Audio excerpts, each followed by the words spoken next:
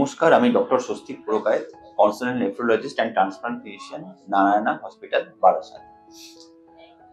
আমরা জানি যে কিডনি প্রবলেম হওয়ার জন্য যে সমস্ত কারণগুলো দায়ী, তার মধ্যে সবথেকে প্রধান কারণ কিন্তু ডায়াবেটিস। এছাড়াও ধরুন হাইপারটেনশন অর্থাৎ কিনা হাই ব্লাড প্রেশার, তাছাড়া ক্রনিক্যালি যে কোনো ওষুধপত্র খাওয়া, কমনলি ব্যথার ওষুধ বা আয়ুর্বেদিক ওষুধ বা যে কোনো ওষুধই আমাদের কিডনি প্রবলেম করতে পারে যদি সেটা আমরা লং স্ট্যান্ডিং খাই। এছাড়াও অনেক ফ্যামিলিয়াল কিডনি ডিজিজ আছে যেগুলো ফ্যামিলির মধ্যে ইউজুয়ালি রান করে থাকে। তো যাই হোক, এগুলোর মধ্যে সব থেকে কমনলি যে কিডনি রোগটা আমরা পেয়ে থাকি সেটা কিন্তু এই ডায়াবেটিস, অর্থাৎ কিনা ডায়াবেটিক কিডনি ডিজিজ যেটাকে আমরা বলি। এই ডায়াবেটিক কিডনি ডিজিজ পেশেন্টের জন্য একটা খুব অদ্ভুত সিমটম আছে যেটা খুব কমনলি আমরা পেয়ে থাকি, বাট পেশেন্টসরা সেটাকে খুব ওভারলুক করেন। তারা বোঝেন না এই জিনিসটাও একটা কিডনি রোগের সিমটম হতে পারে।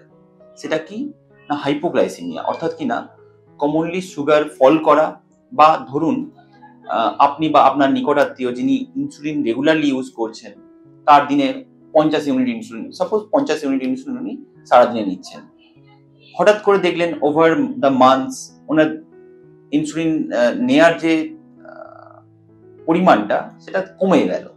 দেখলেন আগে উনি 50 ইউনিট নিতেন, 1 মাস পরে ওটাই গিয়ে দাঁড়ালো 20 ইউনিটসে। উনি খুব খুশি হয়ে গেলেন যে না, আমার তো বোধহয় সুগার কমে যাচ্ছে, সুগার ভালো হয়ে যাচ্ছে, আমার খরচাও কমে যাচ্ছে, আমার সুগারও ভালো হয়ে যাচ্ছে, বাহ, আমি হয়তো হেলদি হচ্ছি। বাট এটা নয়, কারণ কিডনি রোগের ক্ষেত্রেও কিন্তু এই হাইপোগ্লাইসেমিয়া, সুগার কমে যাওয়া, ইনসুলিনের মাত্রা কমে যাওয়াটাও একটা সিমটম হতে পারে।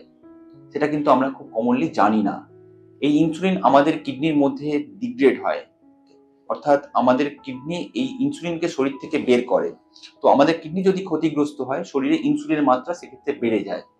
ইনসুলিন শরীরের মাত্রা বেড়ে যাওয়া মানে আমাদের কমনলি সুগার ফল করা, বা আমরা এক্সটার্নালি যে ইনসুলিনটা নিচ্ছি সেটার পরিমাণ কমে যাওয়া। এটা কিন্তু খুব একটা কমনলি আমরা জানি না। হয়তো এটা আপনাদের জন্য এই ইনফরমেশনটা অনেকটা ইনফরমেটিভ হতে পারে। নমস্কার।